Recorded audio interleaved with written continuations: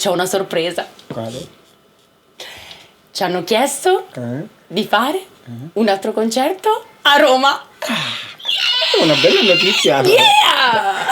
E quindi anche ieri ho iniziato a fare un po' una canzone, come si chiama, adesso sto scrivendo ma non è così tanto, scrivo poco, quindi magari ti faccio sentire senza base. Dai. Sì, dai. Si chiama Il mio viaggio. Dai. Non è che sogno di abbandonare il proprio paese, ma che sogno di desiderare un'altra vita migliore. Viviamo il peggio sulla pelle, ne facciamo le spese. Non possiamo più un peso sul cuore, alle spalle nostre famiglie. Svediamo il mare per lasciarsi indietro sofferenze che fanno male, ma è duro allontanarsi da casa per anni. Stanno attenti a non cadere in inganni. Scappare da casa, una corsa verso l'Europa è la realtà di molti giovani africani. Da Sudan, Mali, Somalia, Senegal, Guinea, Gambia, Ghana, Nigeria, Etiopia. La strada del clandestino è piena di ostacoli, un incubo dove sogno per dei miracoli. Ho iniziato il mio viaggio 2015, arrivare in Europa era solo un miraggio. Wow! È bellissima! Wow, formidable. No, a gagnare l'audio con sunno fop no wal perfect. Acimi walla ma no. No, attacchi maniere. Mamma mia. E allora io dirò che vorrò. No, walla ma do. No. Oh, ma fino con viete? Ho dedicato a signor Balde. Allora andiamo con la jungle con la jungle sia della mia. No. Cioè. Come no? Ha un petit che moppe. Io ti ande. Modo. Perché corre campagna. Tampal. Kasi me tampissimi arti galle mi mare Fernande Veltike. Ada gotto John walla? No, habbo seda. Tigi ya sì. Tigi joni ko fala yarde ndia wuldam. Kappe. Ada mi wada man dum lo wadde. No, wade mai kasalo atta wulna ndia. Ok. Fo pari wadde. Ah, wai. Acci ya fofto. No. Era fofto da No, John. ko golla ni min kadi jo. Ah, wai.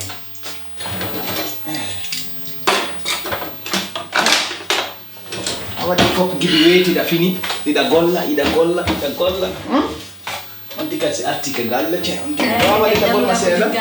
No, non ha problema. Da holla dire. Ma wallindiren, yeah? Ok. Kasalo John. Bodo mara. Abbo. No. Abbo. Aku ni non bekerja ora mi wada haida. No. Ayo pari ya na to motore. Okay.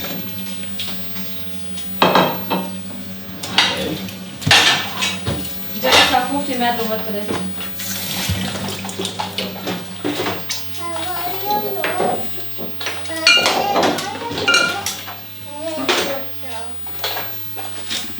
Nyaman ka mo se. No, yes. Aku mi jetta gota paske kwang. Wala. Kada di gota. Jetti mi. Okay. Bodo mara to motore.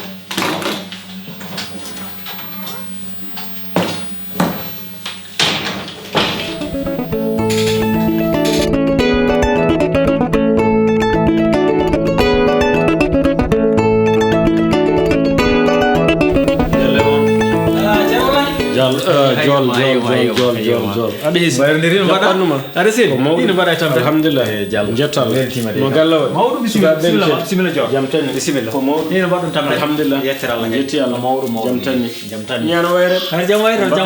Ko mawdu. Bon tuba. Badane docteur ko mawdu. Wonda wallahi. Alhamdulillah. Jam tan. Yettira Allah. Yetti Allah. Mi weltima jam tan feewi. Ko mawdu enen denden sam. Den paada. Kadi no pular wiyata ni tan. Sa fayi bande tan ƴewta hoorema sa ƴeewi hoorema tan no mbaɗa jindude a a felata e goto so arane ma walla wodirti wallahi kono berde ceertani ala felli jiyaade enen men sabu wallahi felli wona ko jam nanta ha cuuɗi men wallahi ko mawɗum ena sella jam ko mawɗum ni golle ne mbarna dawede ko mawɗum badden tan fukko fofto yettara la natti wade no wano kam kono ɗiɗo kiritaji Allah holluma non yalla be wonno ko aduna o fotan fiya kono ko mawɗum kam selli alhamdulillah jetta Allah bismillah mbaro non no dawa ko mawɗum na dawe ko mawɗum min kam joni caɗele ɓurde tengtuɗe tan ko hankadi en ɓooyi sa heeɓi wone duuɓi hankadi hakkille fuɗɗoto feccade e hoodde to jeyɗen to heddade ɗo ɗo gonɗen ɗo wonno en ɓerɗo ko pecci e wonko dañaɗo guilay tañiraɓe e guilay gueɗe gowaɗe guilay hay gurdam to men to ko toon jeyɗen kono ɗe gandi won gueɗe kadi no caɗi toon wona heblo joguinoɗa ɗum eyi wona to banggue ni heblo golle aɗa andi mi natti woɗɗude retraite ɗum noon neɗɗo fuɗɗoto miijade hoto yiiɗi foftoyade kono noon caɗele ɗe ko han sahaji a miccoto mbiya ɗo dogue waɗi ɗo hucci ala saabu to men to ina weeli to banggue jokere en ɗam aɗa yimɓe ma ɓe gowduɗa nokkuɗo mawnuɗa kono ɗen gandi ɗen caɗele to banggue ñamanteri wona ko jiɗɗa ñamata e sahaji cakkude satta kadi joni ayi waylo ma waylo weeyo ko wiyete ko changement climatique nguleki hulɓiniki safaruji kam ɗum kam haaletake ɗo noon alhamdulillahi hayso ñuñu fidma tan tawata ko docteur ari to noon hay so jogo kaali men ni donc aɗa cafriɗo a yini hay lamɓe men ɓe président ji fof mbiyaɗo ƴeeƴ fof ƴettata ko avion safro caggal eyyi sa miijima ɗum tan wonante caɗele mbete mi hootata walla mi heddoto ɗum tagui ɓerdam nde ina waɗa sikki sak. Caponero, ti devo chiedere una cosa importante. Quale? Chiedi. Allora, noi siamo amici da un po'. Sì, siamo amici, è vero. Molto amici. Sì. Quindi io ti faccio una domanda, ma tu devi essere veramente sincero. Io sono sempre sincero, chiedimi, c'è. Allora, è un periodo che ho dei dubbi su Mamadou. Allora, tu sai che noi siamo insieme da 2 anni e che io lo amo tantissimo. Certo, io lo so. Però ultimamente ho visto dei messaggi strani sul telefono. Tipo che genere? Di una donna. E quindi ho un dubbio. Io ho un dubbio che lui abbia un'altra donna in Africa. Ma lui non ti ha mai detto niente? No, quando ci siamo conosciuti... Non ha mai detto che lui è sposato in Africa, la famiglia, tutto? Non ti ha detto niente? No, Caponero, no. Ma io non lo sapevo, io pensavo che lui ti ha detto tutta la verità. Quindi lui è sposato e ha una famiglia in Africa? Ha una famiglia in Africa, io pensavo non che ha mai ti ha detto niente. tutto. Ha anche dei figli? Lui c'era una famiglia, moglie e figli. Quindi io pensavo che lui ti ha detto tutto, ma invece no. Ma io non ci posso credere.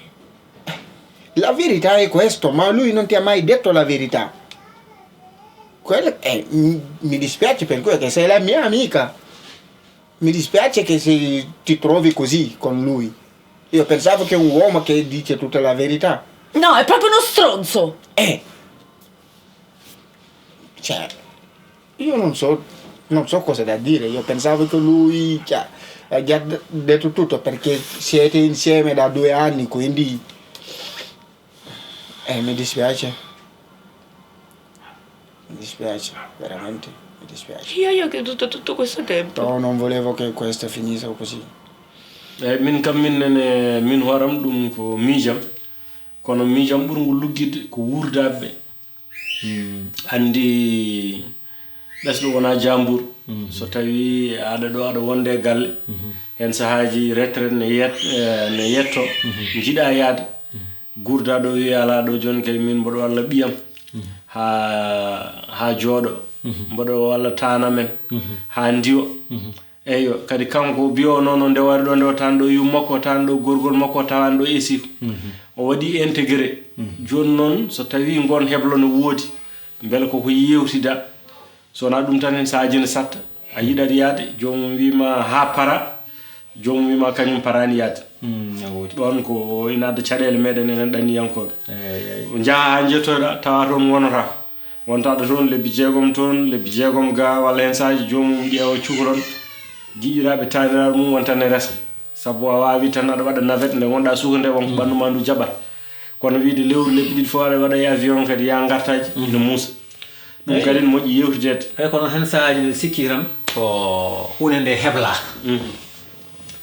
no kewmi wiide ni aɗa andi so Allah waddima e neɗɗo woni joom suudu ma a ardi ɗum guila woni cukalel ha on mawne Europe ha on dañi taniraɓe so tawi no yewtere e paamodiral oɗon jogui projet mon so on jettima ɗon on poti andude kay so on keeɓi retraite hoto poftoto ɗon mbason feccade saabu ko gonga ene weeli a dañi ɓesgu dañi taniraɓe jiima e taniraɓe ma weeli pijja e cukalon nawa ɗumen jardin ene weeli e dusodira e mumen kadi eɗen gandi Europe no faaɗi jomum ko sukaɓe mbattata ko gollade no dawana jippo saaha jaaka saaha dafe e cukalel no fota wondede ɗum tagui hunde nde min felani rewɓe ɓe on banggue enen foof eɗen poti miccade hen ballodiren hen e min kam e yiyandam wona hunde wemde koma micce koma heblane eywa ɗum noon o saaha kam mi werli miijo ngo tan mbeɗa heddora duuɓi seeɗa kono ko projet poɗɗo miccede no fewi no fewi miccoɗe hen saabu musidɗamo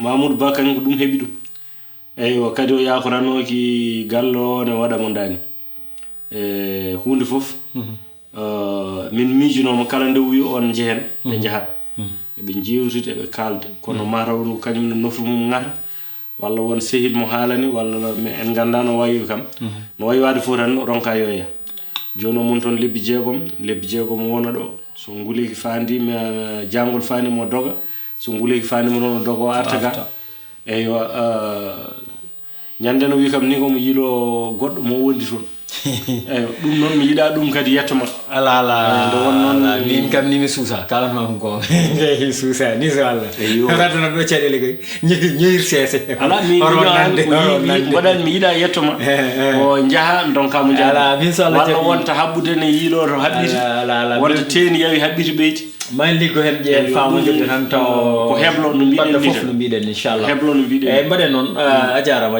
ko miijo tan wonno jarama men mbaw wawde heblanade ɗum hannirta ni wawde wona hunde bettude so Allah jaaɓi men cakkan ɗum peeje jarama Diallo weltanimama bisimilla ke mbaɗo andi hirante min tan ala joni kay en jafodira tan ha saaha ha saaha goɗɗo won noon mboɗo jogui sukaɓe kadi waɗoɓe sport ko addoyte ɗum kam ko doggude koma gaddoya jomumen alay saago ko noon tan ɗum ɗon mi salminima juuri mi salmini Hadja Sow weltima mi salmini gallo mi salmini kamɓe fof jarama moƴƴere Allah e maɗa moƴƴere Allah e maɗa no fewi fewi jarama moƴƴere Allah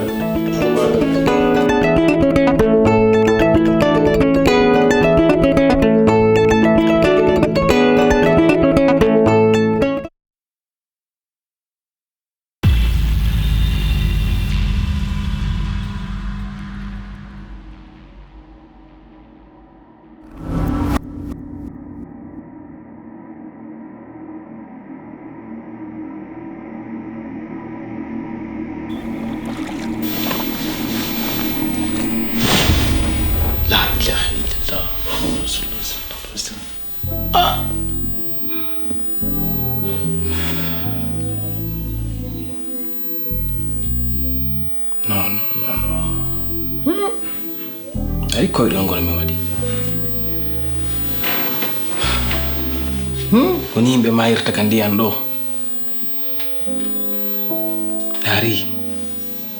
laari ka désert no yimɓe paakira e oto a sikka e sardinje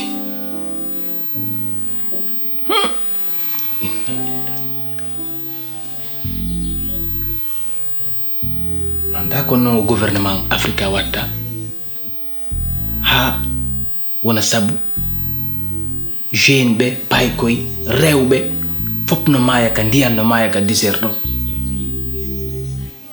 ɗum fof ko manque d'emploi manque d'étude gouvernement ala wonde sustain ala wallitade jeunesse on parce que si gouvernement no wallitade jeunesse on hay goto ƴettata no ngol lawol ɗo rewgol ka désertement ka maayo ɗo argol Europe kono noon kadi jeunesse on kadi no dowa wattande ila parce que naafi goɗɗo wallitakima ya ƴetta hoore ma ya waroya jeunesse no dowa wattande ila habbo ɗen ha tuma arsike ma yoni Europe yo ara ƴetta vol ƴetta avion heɓa arta ga kono ka ndiyan ɗo moƴƴaɗe mamma mia taɗa gari astagfirullah.